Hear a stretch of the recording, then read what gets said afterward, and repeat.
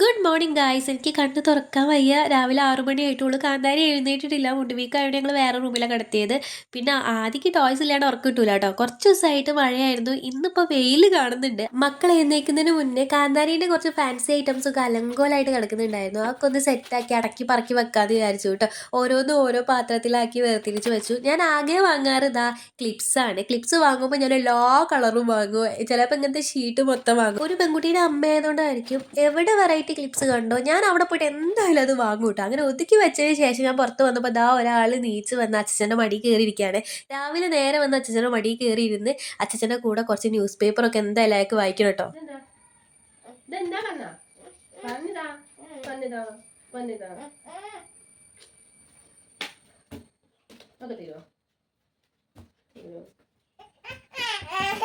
അങ്ങനെ ഞങ്ങൾ അടിയൊക്കെ കഴിഞ്ഞ് രാവിലെ ചായക്ക് പിട്ടായിരുന്നു. അത് ഞങ്ങൾ രണ്ടാളും കൂടി ടി വി കണ്ട് കഴിച്ചു കിട്ടും. അപ്പോൾ കാന്താരി നീച്ച് വന്നപ്പോൾ ഒറ്റയ്ക്ക് ബ്രേക്ക്ഫാസ്റ്റ് ഉണ്ടാക്കണമെന്ന്. അങ്ങനെ കാന്താരി ഒറ്റയ്ക്ക് കോഴിമുട്ടയൊക്കെ പൊട്ടിച്ച് ഉപ്പൊക്കെ കലക്കി ഇതാ കുഞ്ഞു കുഞ്ഞു ഓംലേറ്റ് ആണ് കാന്താരിക്ക് ഇഷ്ടം. അങ്ങനെ അതിൻ്റെ കൂടെ കുറച്ച് ബ്ലാക്ക് പാമ്പും കൂടി കൂട്ടി കിട്ടോ.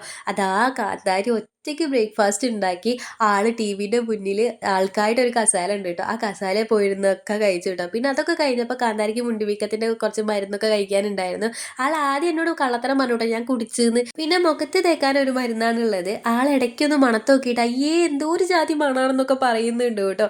അടുത്തത് ആദ്യക്ക് ഒരു കഞ്ഞി വെക്കലാണ്. ഒരു സ്പെഷ്യൽ കഞ്ഞിയാണ് കേട്ടോ. കാരയ്ക്കും പാലും കൂടി മിക്സ് ചെയ്ത് അടിച്ചിട്ട് പിന്നെ അതിലേക്ക് കുറച്ചും കൂടി പാൽ ആഡ് ചെയ്യും കേട്ടോ. എന്നിട്ട് കുറച്ച് ശർക്കരയും കൂടി ആഡ് ചെയ്താൽ ഒരു കഞ്ഞിപ്പായസമായി. കാന്താരി പിന്നെ കുറച്ച് നേരം അമ്മ എനിക്ക് ഊഞ്ഞാല കെട്ടി തരുമോ എന്ന് ചോദിച്ച് വെറുപ്പിക്കുന്നത് കെട്ടി ഞാൻ അങ്ങോട്ട് കെട്ടി കൊടുത്തു കേട്ടോ. വഴിയിലാണ് കെട്ടി കൊടുത്തത്.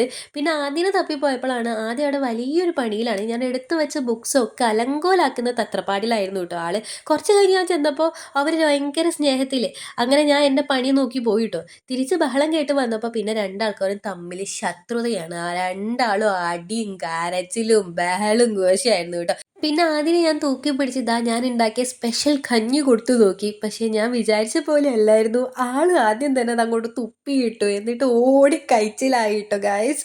പിന്നെ ഞാൻ എത്ര വിളിച്ചിട്ടും ആൾ എൻ്റെ അടുത്തേക്ക് വന്നതേ ഇല്ല. എൻ്റെ അടുത്ത് കൂടെ പോയിട്ട് ആ സോഫയിൽ പോയി കിടന്ന് ഗായ്സ്. പിന്നെ ഞാൻ കഞ്ഞി അതേപോലെ എടുത്തു വെച്ചു. അപ്പോഴാണ് അച്ഛൻ തെരണ്ടി കൊണ്ടുവന്നത്. പിള്ളേർക്ക് പിന്നെ മീൻ മുറിക്കുന്നത് കാണാൻ ഭയങ്കര ഇഷ്ടമാണ്. അങ്ങനെ അച്ഛമ്മേനെ കൂടെ അതിൻ്റെ കൂടെ ഇരുന്നു കേട്ടോ. ചോറിന് പിന്നെ സ്പെഷ്യലായിട്ട് ഒന്നും ഇല്ല കേട്ടോ പ്രത്യേകിച്ച്. ആദ്യമൊന്നും പിന്നെ ചോറ് കഴിച്ചതേ ഇല്ല. ചോറ് വേണ്ടാന്ന് പറഞ്ഞിട്ടുള്ള ബഹളമാണ് നിങ്ങൾ ഈ കാണുന്നത്. എന്നിട്ട് ഫീഡ് ചെയ്യാനായിട്ട് എന്നെ കൊണ്ടുപോവാണ്. അങ്ങനെ ആദ്യം ഉറങ്ങിയപ്പോൾ ഋതുവിനും ഉറങ്ങണം തന്നെ. ആളും ചോറൊന്നും കഴിച്ചിട്ടില്ല കേട്ടോ. ഞാൻ പിന്നെ വിശ്രമവേളകൾ നല്ല ആഘോഷകരമാക്കാൻ വേണ്ടി കുറച്ച് സ്വീറ്റ്സ് ഒക്കെ എടുത്തു. അതിൻ്റെ ഋതുവിൻ്റെ ഒക്കെ ബുക്കൊക്കെ വായിച്ചിരുന്നു. പിന്നെ മക്കളെ അലമാര വൃത്തിയാക്കാനുണ്ടായിരുന്നു. അതൊക്കെ വൃത്തിയാക്കി അത് മൂലയ്ക്ക് സെറ്റാക്കി വെക്കുമ്പോഴത്തേക്ക് എനിക്ക് ഉറക്കം വന്നു കേട്ടോ ഗൈസ്. പക്ഷെ ഞാൻ പോയി നോക്കിയപ്പോൾ പിള്ളേരൊക്കെ നീച്ചിരിക്കുകയാണ്. അങ്ങനെ ഞങ്ങൾ ബനാന തിന്നാൻ വേണ്ടി പുറത്തേക്ക് ഇറങ്ങിയാണ്. പക്ഷെ ബനാന കാണുമ്പോൾ ചെക്ക ഓടി രക്ഷപ്പെടാണ് കേട്ടോ. അപ്പോഴാണ് ഞങ്ങൾ എടുത്ത വീട്ടിലത്തെ ഒരു ഏട്ടനാണ് കേട്ടോ അത്. അതിനൊന്ന് ക്യാച്ച് ചെയ്യാൻ നോക്കി. പക്ഷെ ആദ്യ സൈഡിൽ കൂടെ പോയി. പിന്നെ ഋതുമോൾക്ക് തീറ്റിച്ച് കൊടുക്കേണ്ട ആവശ്യമൊന്നും ഇല്ലാത്തതുകൊണ്ട് ഋതുമോൾ ഒറ്റയ്ക്ക് കഴിച്ചു.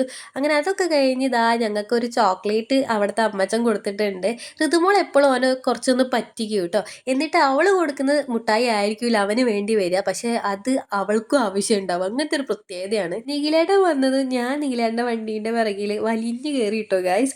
അങ്ങനെ ആദ്യം കയറി. പിന്നെ ഞങ്ങൾ ആ ഗ്രൗണ്ട് ഒന്ന് ചെറുതായിട്ട് കറങ്ങാൻ വേണ്ടി ഇറങ്ങി കേട്ടോ.